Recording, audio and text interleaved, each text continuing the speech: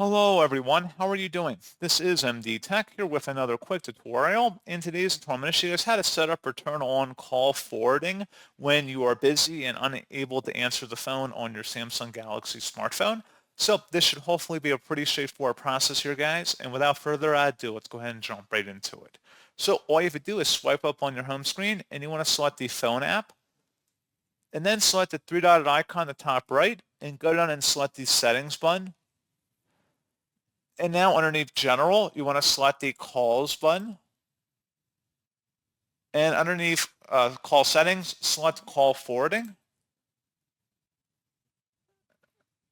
And where it says When Busy, go ahead and select that.